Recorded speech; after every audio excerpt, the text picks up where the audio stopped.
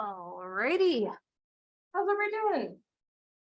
Enjoying the weather? I know I am. I took a walk on the beach yesterday morning and today did one along these little lakes that I go to. It's very good for the soul. So today what we're gonna start with is an assignment related to Detroit 187.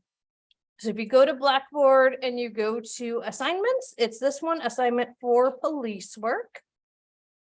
And I'll come around and put you in groups. I think we'll just do like 3 groups today since there aren't that many people here. So folks in these 2 rows, you'll be group 1. Let's do these 4 folks up front, be group 2, and then this 3 across the back, you can be group 3. And Michaela, since you're the only one on Zoom, you can just kind of hang out while they're working through it. So you should be able to access the file, go through and chat about the questions with your fellow seatmates, I guess. I'll give you about 15 minutes to work through, and then we'll talk about it as a group.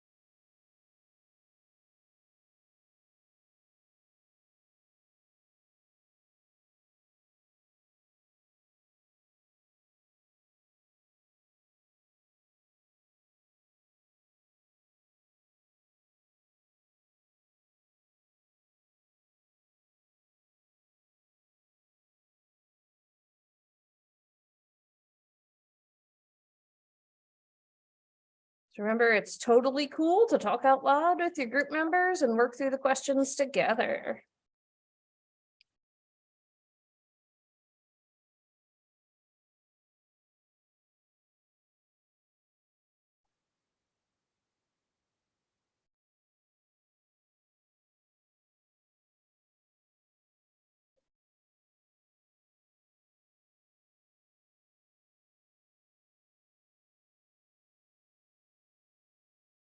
Hey, come on in, join one of the existing groups.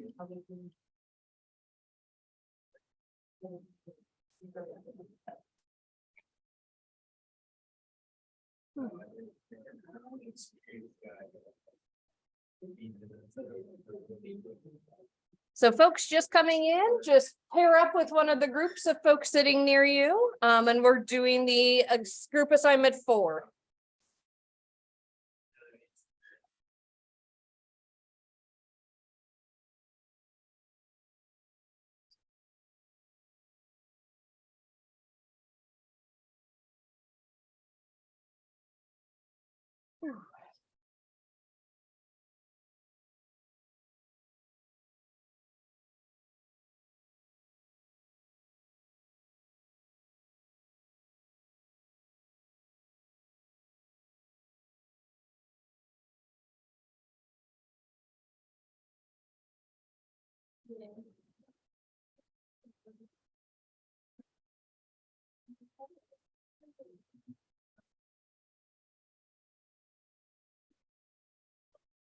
With Create Studio. Sorry, y'all.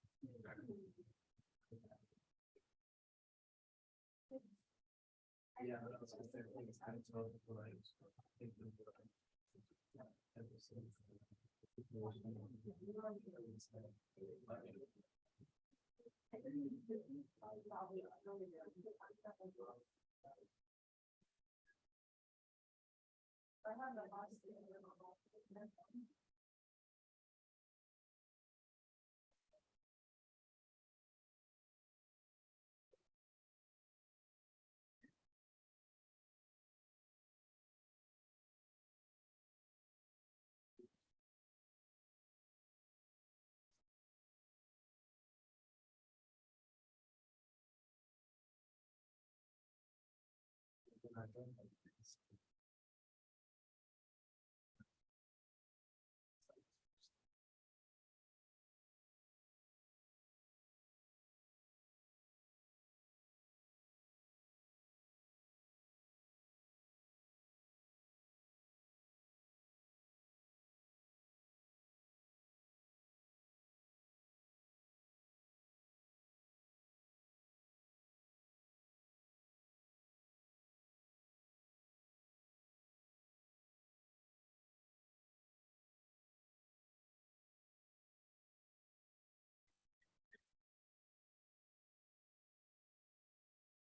right, so Michaela and Jasmine, now that there's two of you on Zoom, I'm gonna put you in a breakout room and you can be group 4.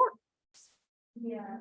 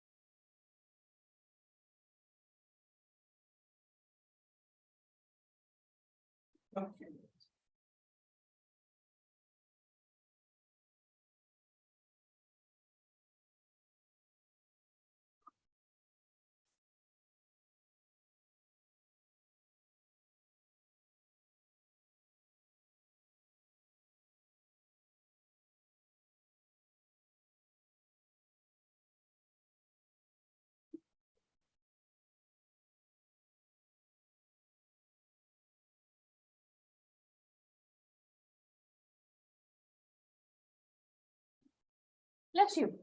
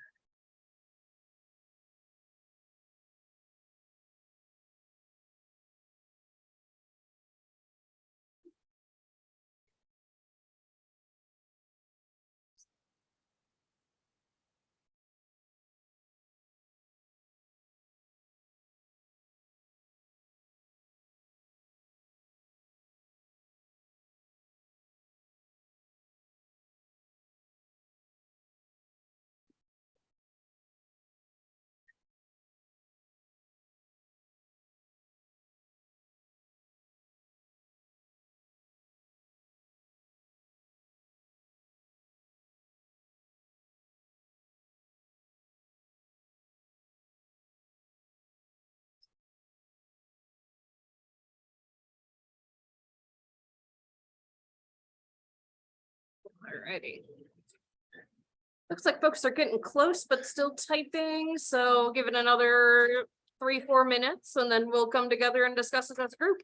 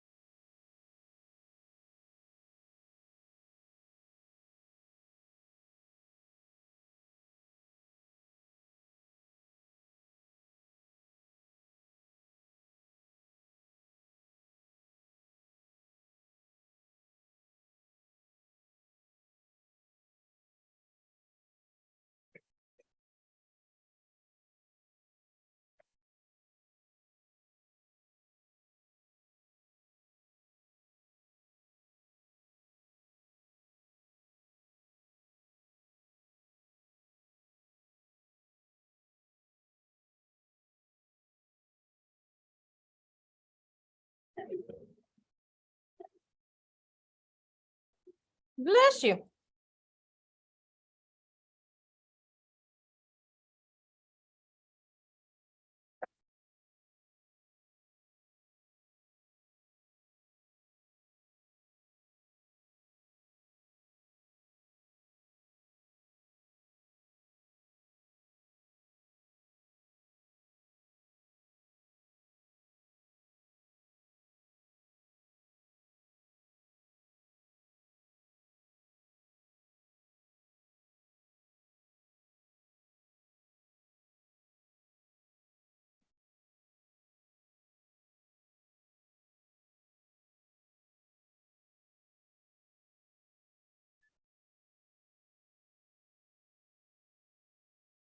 Alrighty, looks like most people are done typing. I'm gonna bring back our Zoom folks and then we can start going over everything.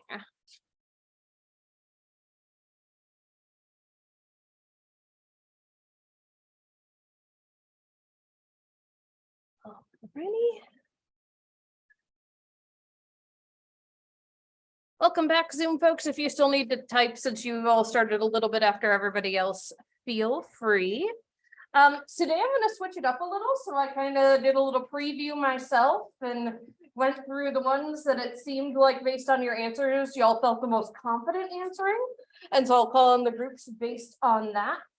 So for question 1 about police stress, I'm gonna actually throw it to group 3.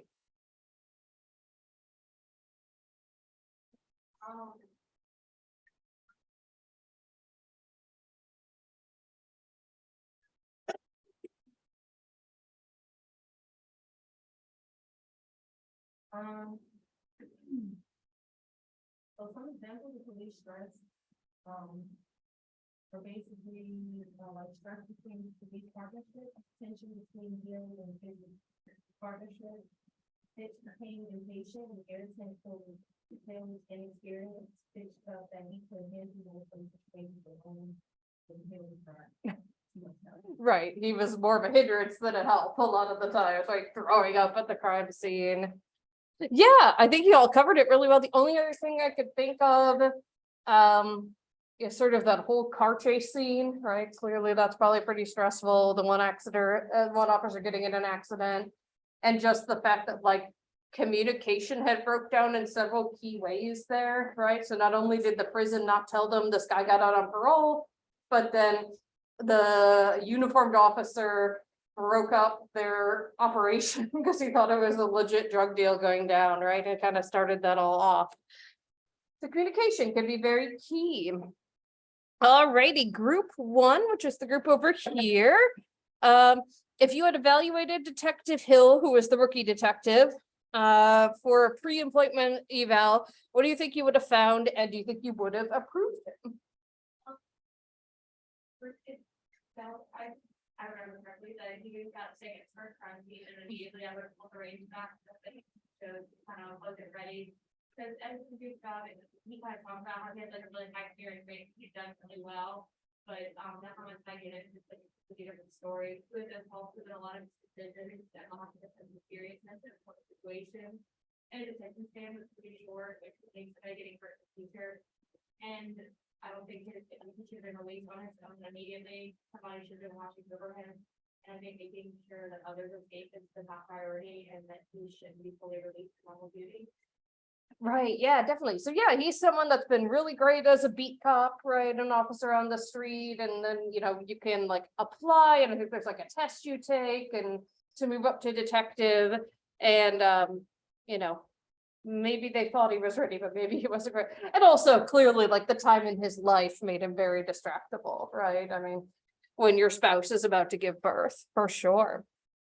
All right, group 4, which is Michaela and Jasmine. I'm gonna have you all talk about the next one. So whichever of you two feels more comfortable unmuting. So if you were to evaluate Detective Fitch, the seasoned partner for fitness for duty, what do you think you would find, and what would your recommendations be? Can you hear me? Yes. Okay. We put that unfortunately it's not uncommon for seasoned officers to have a lot of trauma, and the show seems to depict that with Detective Fitch. He may need evaluations and therapy for the repeated exposure to trauma.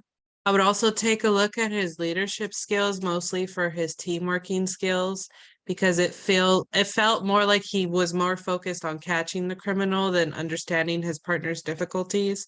Regardless if he was being a better detective, his focus probably should have been more on the partnership so that they could work more cohesively and so that they could understand and have each other's backs, and probably the situation wouldn't have gone a certain way.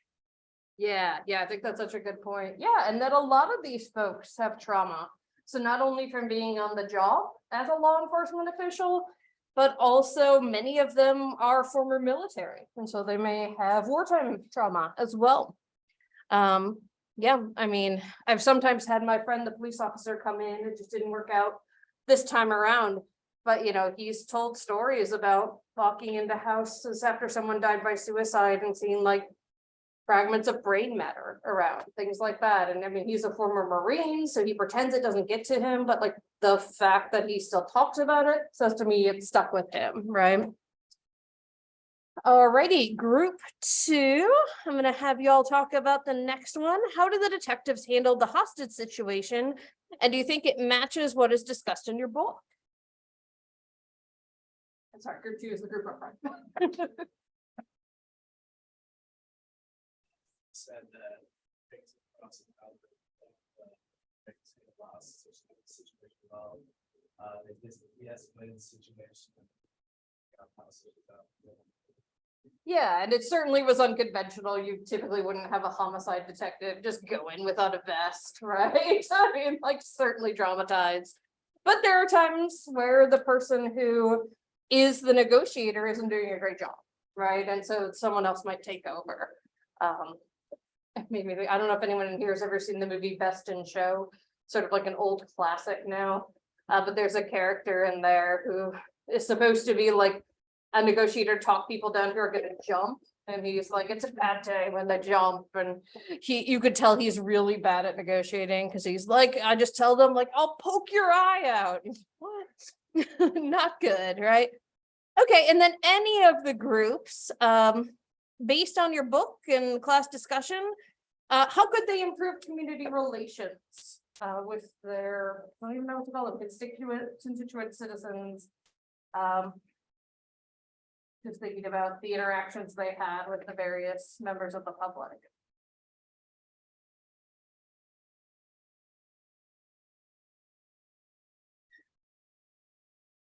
And if no one feels like talking, I can just sort of get highlights from all 4 groups. Being more open to working with the new guy, yeah, I mean, use him, right?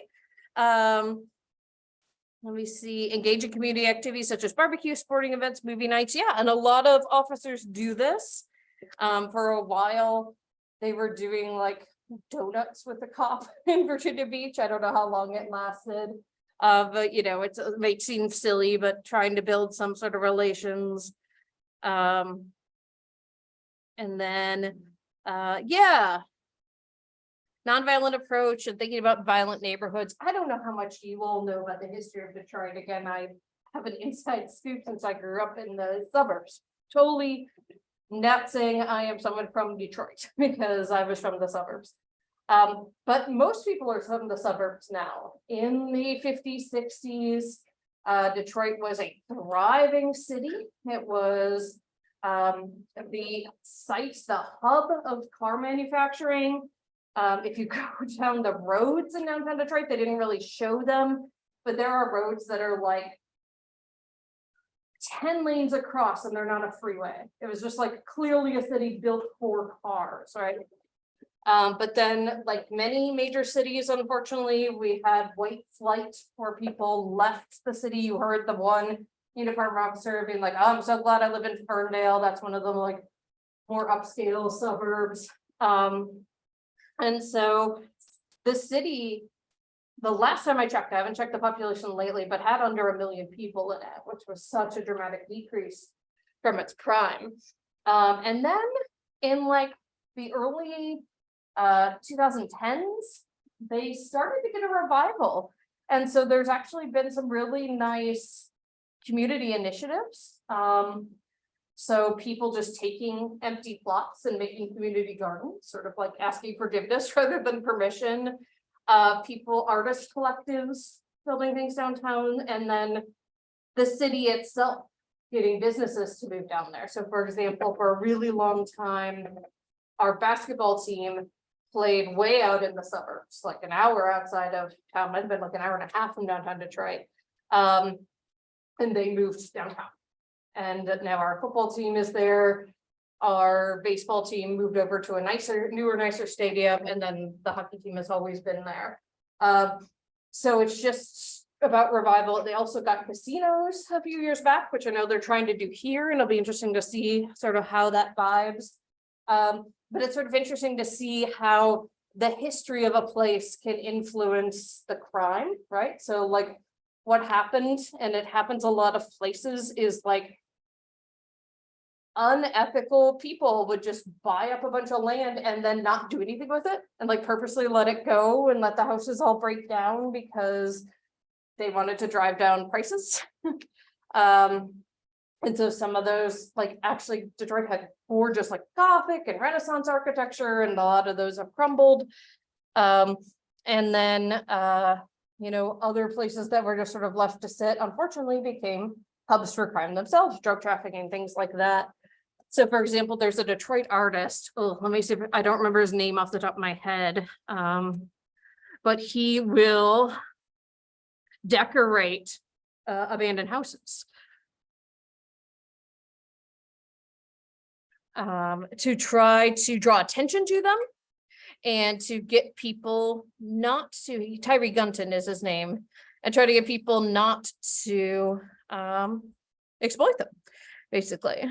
So decorating them with big dots or stuffed animals, you know, again, just drawing attention to them so they're much less likely to become places of crime, and also doing some work within the neighborhood. So certainly the citizens and getting the citizens involved can be a big step in taking ownership, but also starting to alleviate crime. There's a great documentary, actually, I forget what year it came out, but Johnny Knoxville from Jackass did it, where he went around and interviewed people, and it's actually a lot of like the hipsters who moved in there. And there's this guy, this older guy, and he's like, I was out there one morning and I saw these two white women running, and they were running for fun. Just like that, it was so novel. Again, unfortunately, having been sort of a hotbed of crime. Alrighty, so the next thing we're going to start talking about is eyewitness testimony, which is some place where psychologists not only become people who testify themselves in the courtroom. I'm just going to hide these captions so I can use the Google ones, which are better. But they also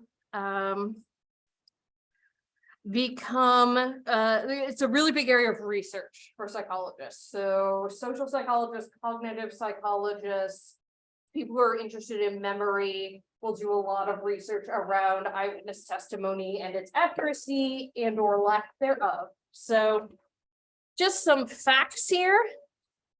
Before we dive into, we do have a video we're going to watch. So approximately 75,000 defendants are implicated by eyewitnesses every year in the US. But unfortunately, we know that eyewitness testimony isn't perfect just because the human memory itself is fallible. 75% of the first 218 people exonerated on the basis of DNA analysis. So these were people who were committed of huge crimes like sexual assault, murder, things along those lines, had mistakenly been identified by an eyewitness. 88% of the 121 exonerated prisoners wrongfully sentenced for rape between 1989 and 2003 were victims of faulty eyewitness testimony. And I tried to look while you all were doing your assignment for some updated stats here. But unfortunately, it seems like they haven't updated these since 2021. And these come from a group called the Innocence Project. So they are a group that works to exonerate people largely based on DNA evidence, but also other reasons. They actually worked with the young man who was the subject of the first season of Serial, and it works to kind of say, hey, the evidence here wasn't great. I'm not Sareed, I think his name was. So since 1989 up to 2021, because the stats hadn't changed since then when I looked, over 375 people imprisoned for crimes like murder or rape have been exonerated because of DNA evidence. And the average number of years they had served was 14. 60% of those were African American. eyewitness memory is the number one reason people who are wrongly convicted are convicted. 69% of DNA exonerated people were convicted because eyewitnesses had made a wrong identification.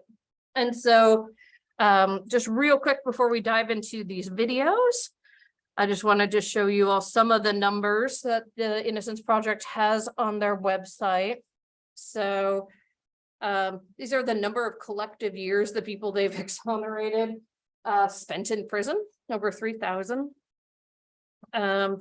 194 of their exonerations in particular, so this particular group, there are obviously people who are exonerated without working with this group, were by DNA. The average age when they were wrongly convicted was 27, and the average age when they were exonerated was 44. So they're spending a good deal of their adult life wrongfully imprisoned. This guy in particular was wrongfully incarcerated for almost 40 years. People plead guilty to crimes they didn't commit. We'll talk later in semester why people might do that. And they're supposed to be compensated. The state or federal government, whoever's been holding you wrongfully, is supposed to give you compensation for each year. And as you can see, 64 people have not received compensation, and 14 states don't actually have any kind of compensation law at all. So 99 additional violent crimes were committed while this innocent person was imprisoned in that person's place. So that means the original attacker, who was ignored basically because they had the wrong person, was still out there committing crimes. We know, for example, that most rape is committed by serial rapists, people who rape over and over. So sexual assaults, murders, and other violent crimes. And as you can see, again, many more Black than white people. That has to do with the fact that we have many more Black than white people incarcerated,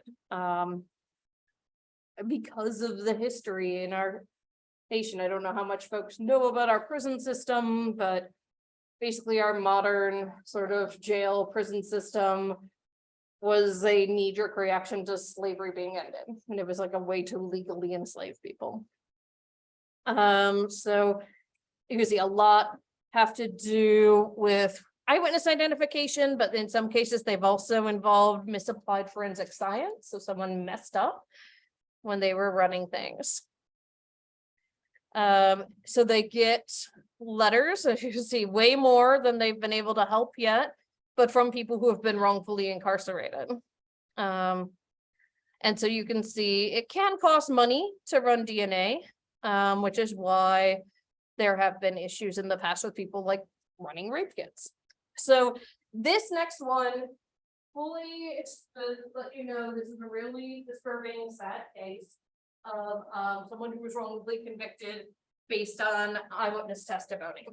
So there, I think this is about 20-30 minutes, and we'll watch it and then we'll talk about it. It's a cliche of courtroom dramas. That moment when the eyewitness is asked, "Do you see the person who committed the crime here in this courtroom before you?" Well, it happens in real courtrooms all the time. And to jurors, that point of the finger by a confident witness is about as damning as evidence can get. But there is one type of evidence that's even more persuasive, and that, of course, is DNA. There have been 233 people exonerated by DNA in this country, and now a stunning pattern has emerged. More than 3/4 of them were sent to prison, at least in part, because an eyewitness pointed a finger, an eyewitness who we now know was wrong. It was hot and humid in Burlington, North Carolina on the night of July 28, 1984. Jennifer Thompson, then a 22-year-old college student, had gone to bed early in her off-campus apartment. As she slept, Just give a quick content warning. She will talk about being assaulted, for anyone that might be problematic for. a man shattered the light bulb near her back door, cut her phone line, and broke in. I remember kind of waking up and turning my head to the side and saying, "Who's there? Who is it?" And I saw the top of someone's head kind of sliding beside my mattress.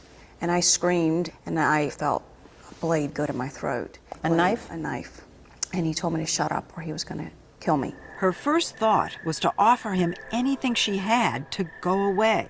You can have my credit card, you can have my wallet, you can have anything in the apartment, you can have my car. And he looked at me and said, "I don't want your money." And I knew what was getting ready to happen. She vowed to stay alert and study him so that if she lived, she could help put him away forever. What is his voice? Does he have an accent? Does he have a scar? Is there a tattoo? He's raping you and you're studying his And face. it was just trying to pay attention to a detail that if I survived, and that was my plan, I'd be able to help the police catch him. After about half an hour, Jennifer tricked the rapist into letting her get up and fix him a drink, and she ran out the back door. He fled and raped a second woman half a mile away. Detective Mike Galden met Jennifer at the hospital. The first comment I remember her making was that, "I'm gonna get this guy that did this to me." She said, "I took the time to look at him. I will be able to identify him if I'm given an opportunity." Detective Galden worked with Jennifer to make a composite sketch, poring over eyes, noses, ears, lips, trying to recreate the face she had seen that night. The sketch went out and tips started coming in. One of those tips was about a young man named Ronald Cotton, who worked at a restaurant near the scene of both rapes and had a record, a guilty plea to breaking and entering, and as a teenager to sexual assault.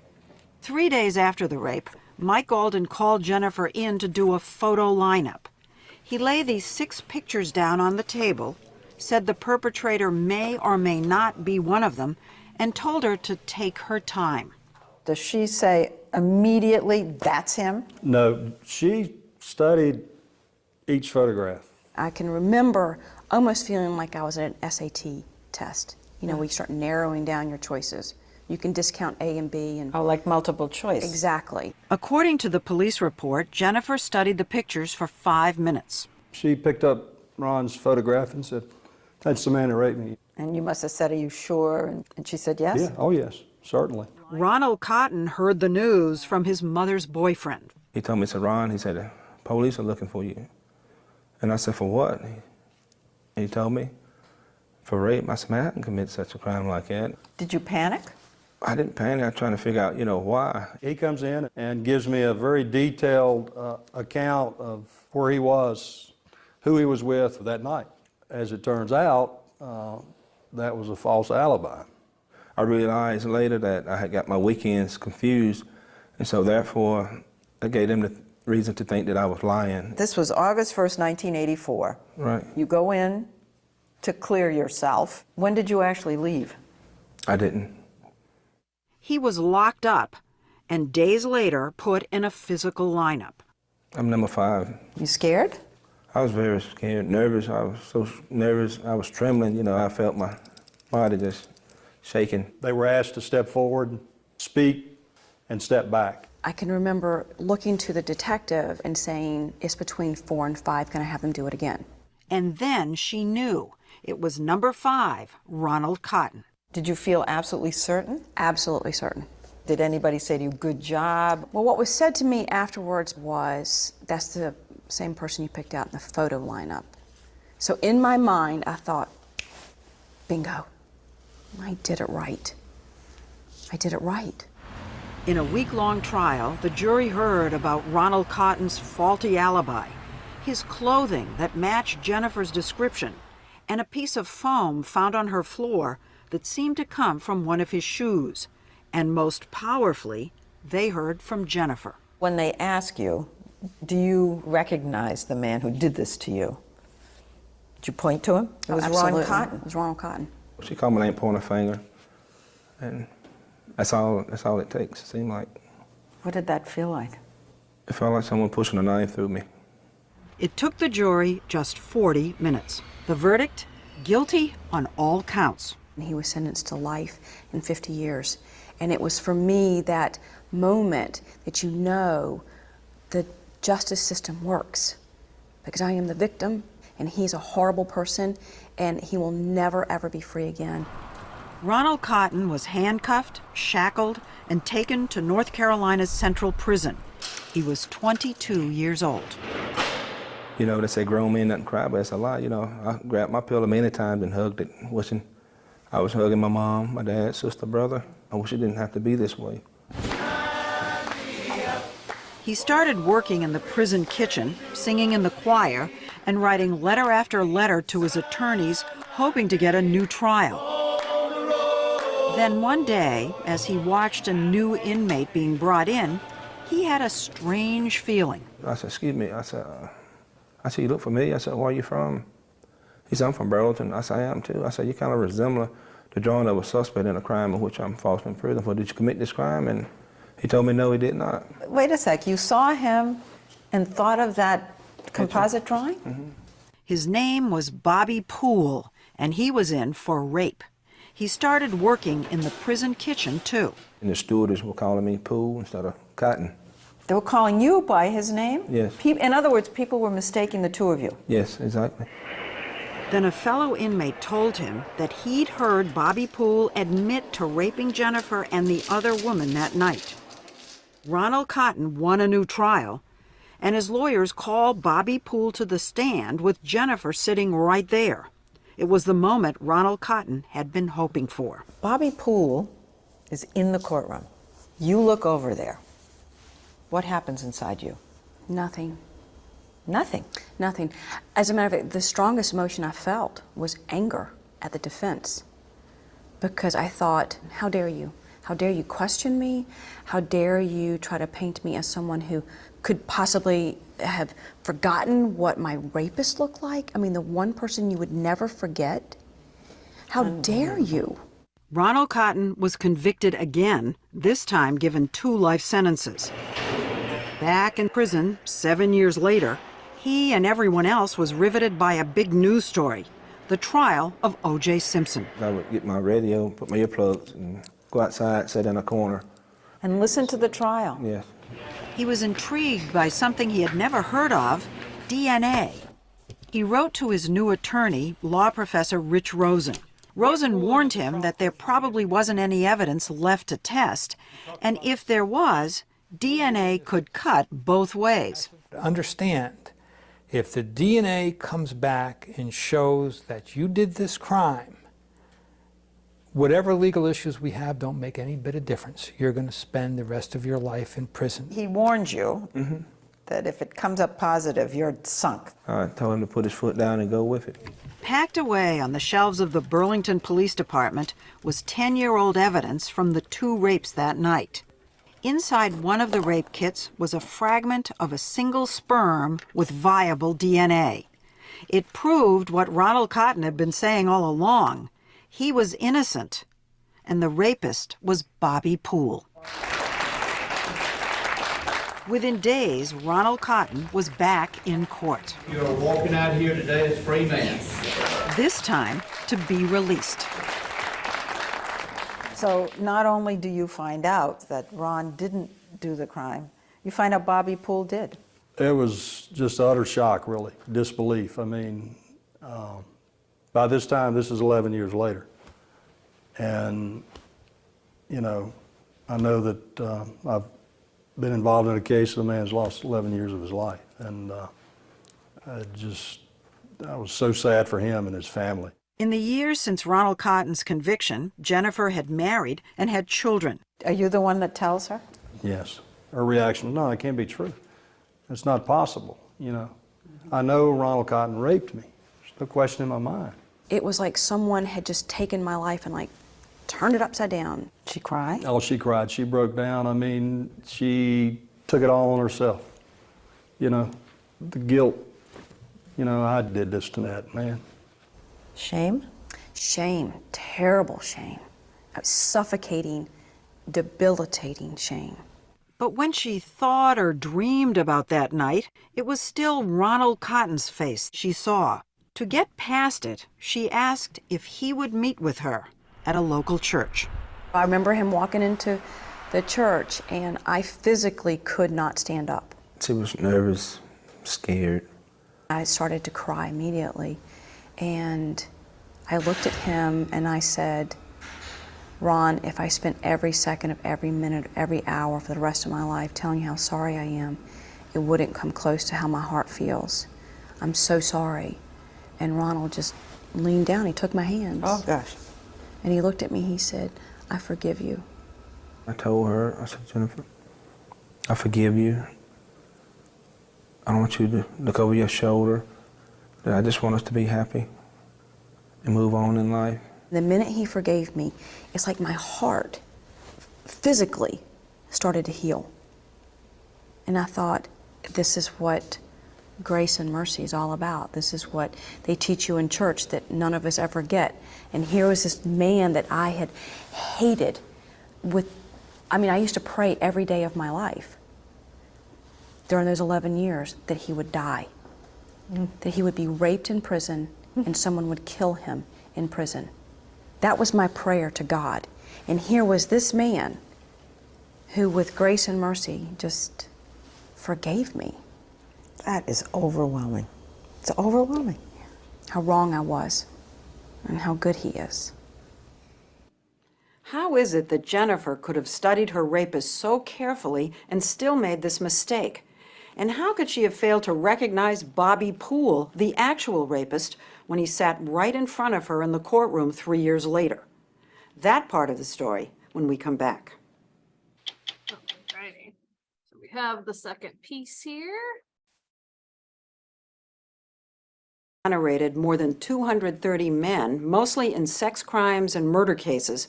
Criminologists have been able to go back and study what went wrong in those investigations. What they've honed in on is faulty eyewitness testimony. Over 75% of these innocent men were convicted in part because an eyewitness fingered the wrong person. At the heart of the problem is the fragility of memory. As one researcher told us, we now know that memory is not like a videotape recorder. You don't just record an event and play it back. Instead, memory is malleable, full of holes, easily contaminated and susceptible to suggestion, as in the case of Jennifer Thompson and Ronald Cotton. Before this case, did you think that there were a lot of innocent people put away? No, You didn't? no, I didn't.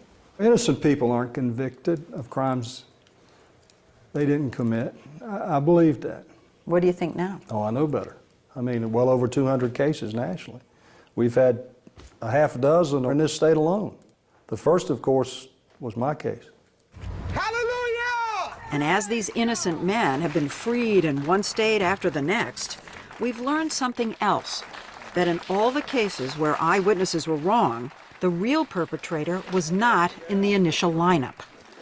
When you're sitting in front of a photo lineup, you just assume one of these guys is the suspect. It's my job to find it. And Jennifer did her job. She found the suspect's photo. Problem is, the suspect, Ronald Cotton, was not the rapist. Bobby Poole's photograph was not in the photo lineup. Right. He was not in the physical lineup. When the real perpetrator is not in the set, is none of them, witnesses have a very difficult time being able to recognize that. Gary Wells, a professor of psychology at Iowa State University, has been studying eyewitness memory for 30 years. He says when the real guy isn't there, witnesses tend to pick the person who looks most like him. I think that Ronald Cotton and Bobby Poole look very much alike. They have very similar lips, shape of their eyes, their eyebrows kind of go up in a look of surprise. Yes. Without him in the lineup, Ronald Cotton was the one who was in jeopardy. Wells says eyewitness testimony has two key properties. One, it's often unreliable, and two, it is highly persuasive to jurors. I can see why it's so persuasive. Someone says, I was there. You'd believe that person. You believe that person because they have no reason to lie. Yeah. The legal system is set up to kind of sort between liars and truth tellers, and it's actually pretty good at that. But when someone is genuinely mistaken, the legal system doesn't really know how to deal with that, and we're talking about a genuine error here. He walked us through what went wrong, some of it counterintuitive. When Jennifer spent 5 minutes studying the photographs, she and Detective Galden thought she was being careful. I didn't want to come across, I don't think, as somebody who was like, that's the one. I really wanted to be sure. Wells says no good. Recognition memory is actually quite rapid.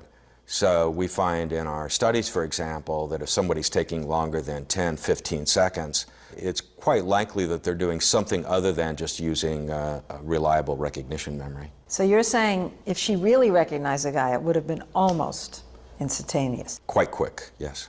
He says a better way would have been to show Jennifer lineup photos or people one at a time, so that she would compare each one directly to her memory rather than to one another. Wells showed me a study in which more than 300 subjects were shown deliberately shaky videotape of a simulated crime. You look out a window and you see some suspicious behavior. What happens is we tell them later then, this person that you saw right there put a bomb down the air shaft there. Then subjects are shown a lineup and asked to identify the bomber. That would be so hard. And Very I difficult. just saw it. And of course, you're particularly cautious right now. You know now, after we've talked, probably not to pick anyone. No, actually, I actually know who it is, because if I had Who is come it? upon that, I think it's this guy. Am I wrong? Am I wrong? Yeah.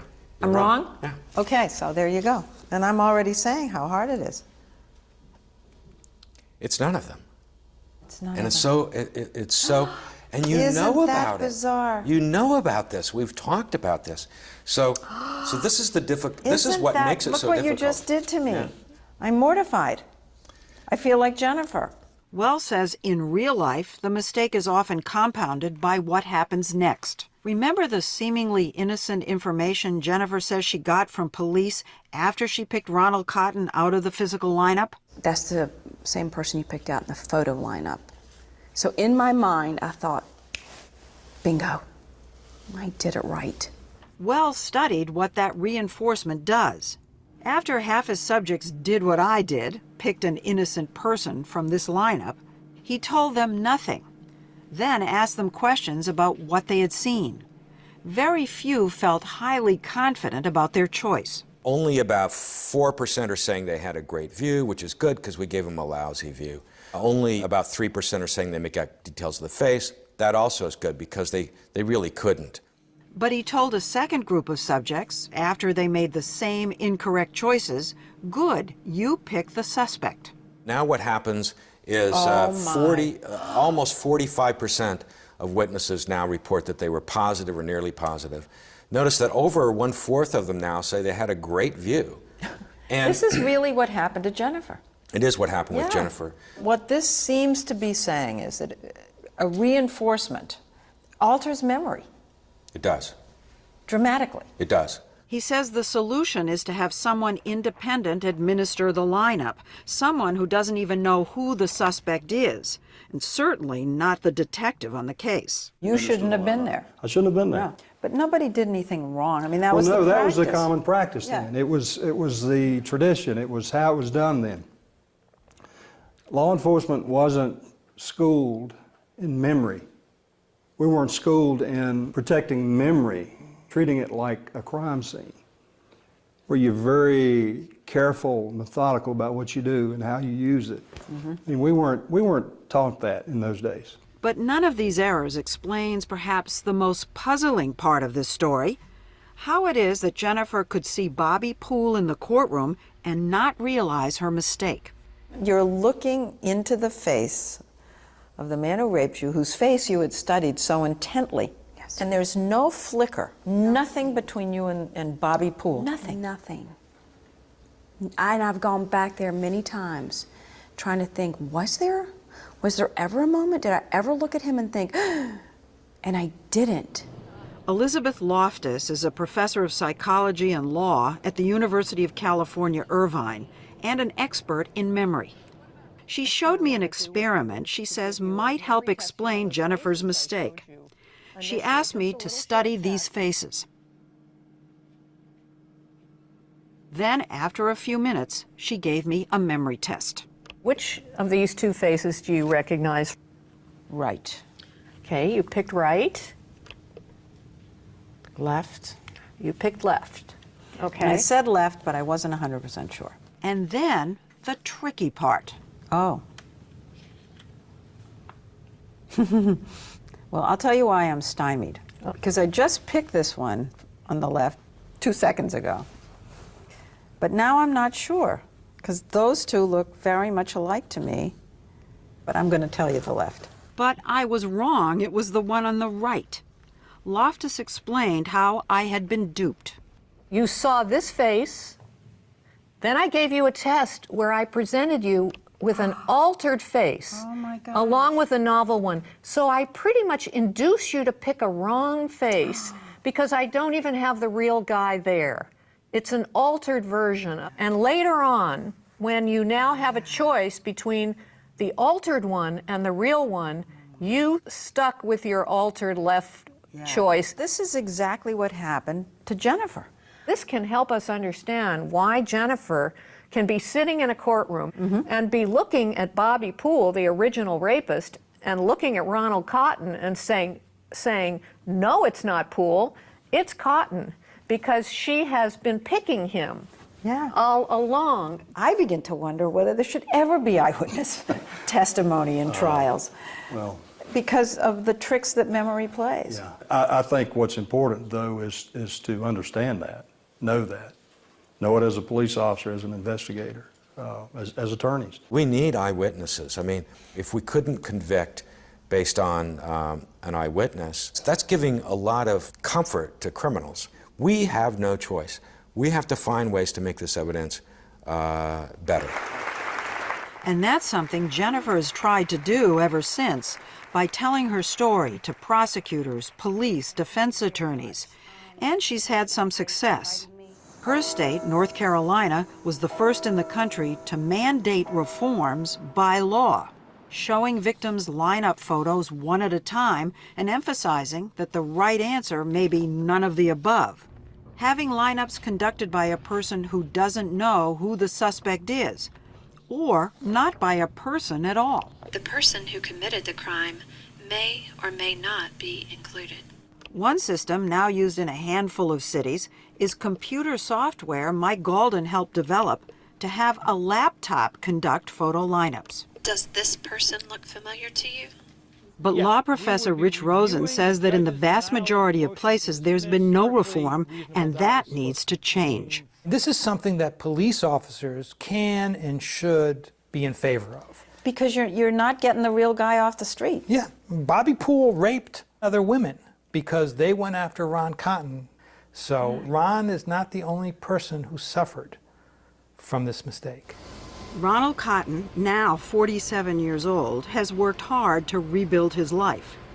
He works the late shift in a factory. He's been married for 12 years and has a 10-year-old daughter.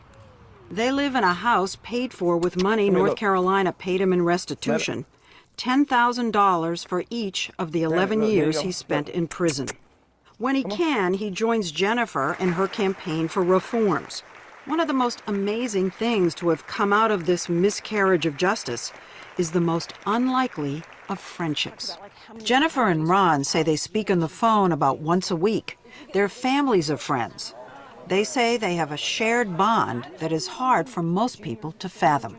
Have people ever met you for the first time when you're together and said kind of cheerily, hey, how did you two meet? Yeah.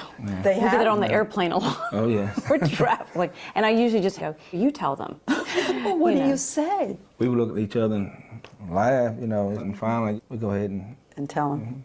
And they have recently co-authored a book in hopes that their story can inform and inspire others. Today, when you think about what happened to you that night when you were 22 years old, whose face is there? Nobody's. Oh my. That to me is one of the most beautiful things, is I don't have a face. Bobby Poole's dead. I don't ever have to worry about him ever hurting another woman. He died in prison. And Ronald Cotton is my friend. For more on how Oh. What's that? Yeah, people aren't great at titling books, right? Picking cotton, I can't even. And obviously Ron was on board since he's still author, but yeah, no, not a fan myself, so. Initial gut reactions to this, what surprised you about this? Did it surprise you that eyewitness testimony can be so faulty? Yeah. So she had a rape case submitted like after it happened. Mm-hmm. Yep, because they said the detective met her in the hospital, so she must have been undergoing the rape kit right away. Because it was in the 80s and they hadn't really developed DNA yet. I mean, DNA existed, right? But they hadn't developed DNA testing yet. Like I remember being in the early 90s and going to a talk at a local science museum about DNA testing because it was so novel. And yeah, so it wasn't a thing back then. But yeah, legit question. I mean, at least they had the evidence. They did collect evidence. But yeah, we have transformed it. Yeah, Elijah. Yeah, they mentioned it just in passing and everyone might have been distracted by his dog because his dog is adorable. But the house he lives in, he bought with his rest of money. He doesn't have a mortgage. He was able to just buy a house straight up. But yeah, I mean, I don't know, to me, that's little comfort. I mean, maybe y'all feel different, but like.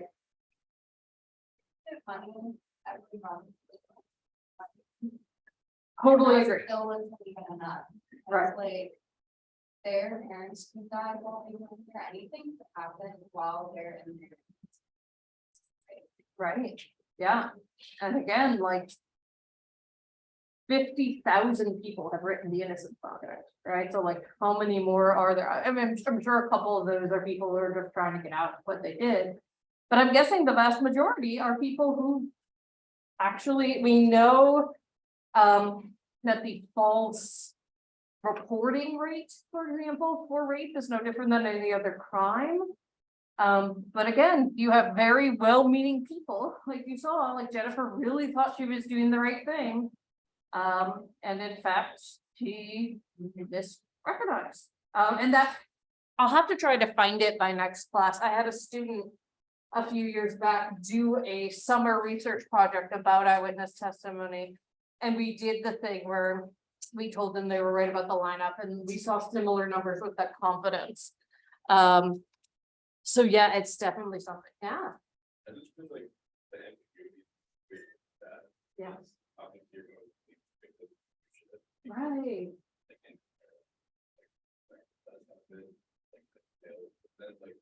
Situations like these are pathetic. There's really like no right thing. Like I guess. Yeah, no, I totally get what you're trying to say. The fact that like, yeah, we don't want to go around starting to not believe eyewitnesses if something happened to them.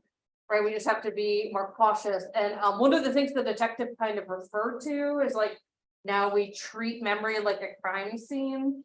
There are actually like ways to interview people to try to preserve the memory now. So like, and those are based on psychological science too. Yeah, so, She like already seemed like she was right. like she was even saying that like she was basically surprised when she did the in-person lineup. Like she didn't even really know that they were even the same people.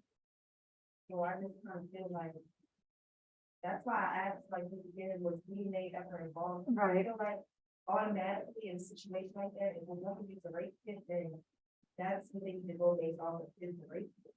But it's like, you never know, like you can't really fault her for like not knowing if she did like rape to her house. So it's not like it was personal or she knew him because she didn't know. Which is why I feel like I don't understand why the rape kit. Yeah, and it was, you know, and back then it was, they were comparing other things like proteins and things like that. Since they didn't have DNA, there were ways they could try to look at the biological evidence, and that's why they were doing rape kits.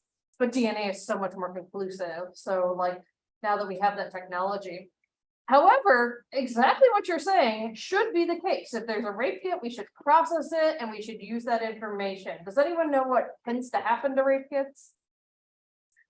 Oh, really? No, go ahead, go ahead. Okay. Anybody else know? thrown out, dressed up. Or sit, yeah, and I'm gonna use again my home area as an example. In Detroit, they found a warehouse of rape kits. They were just sitting there, not temperature controlled or anything like that. Virginia, oh, I should look, it just came up on my Facebook memories today that I had shared this a couple years ago. When Mark Herring was our Attorney General, he found a huge backlog of rape kits. And I think it's a video, so I don't want to show it, but they found 14 matches just from the first, bunch that they did. And one of the real problems is that oftentimes, just like they said with Bobby Poole, these are serial people, so they're finding the same DNA in multiple kits. And again, if they had tested them right away, they would have done it. And the reason they don't is because of the price, right? We looked on the Innocence Project and they said $5,000 to $50,000 to test it, depending. And so people haven't dedicated resources to it.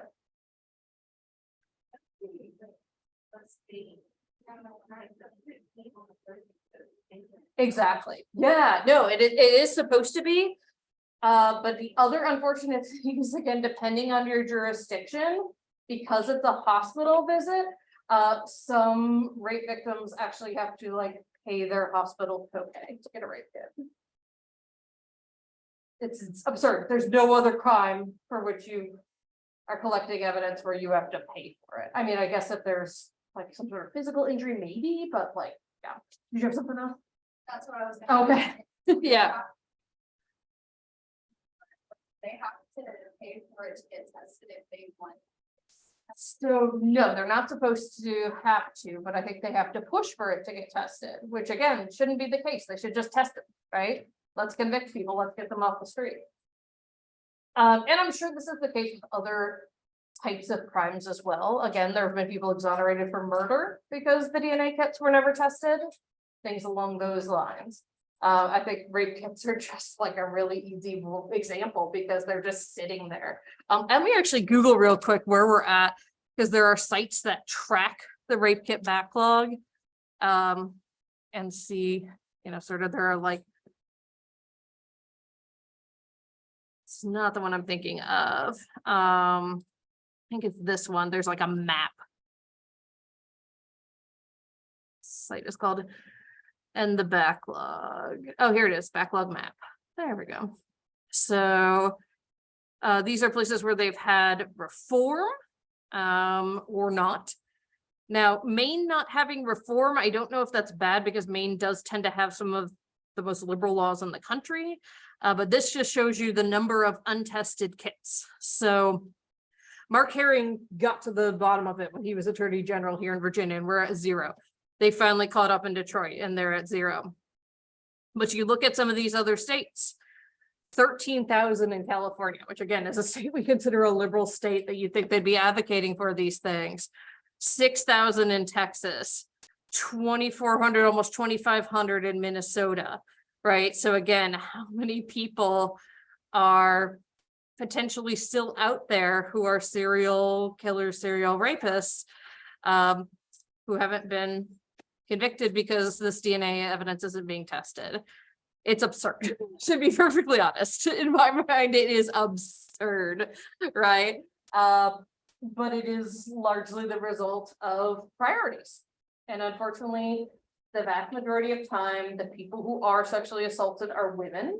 And we know that unfortunately, our society doesn't always value what they say. And then it's also often people who are impoverished, people of color, right? Indigenous women. There are huge numbers of missing, murdered, or assaulted Indigenous women, and we don't do much about it. And so that becomes problematic as well, obviously. Yeah, I think that this case is really interesting. I think Ronald Cotton's a much better person than I am, because I would never just be like, yeah, I totally forgive you, even though I sat in prison for 11 years. So good for him, right? And it also, I like that they're both fighting for reform, because we need people to do that, right? We need these stories to be clear. Because I think everybody tends to think eyewitness testimony is so good, when it's not necessarily. All right, we'll end there for today, and then we have lecture about this that we will start on Tuesday.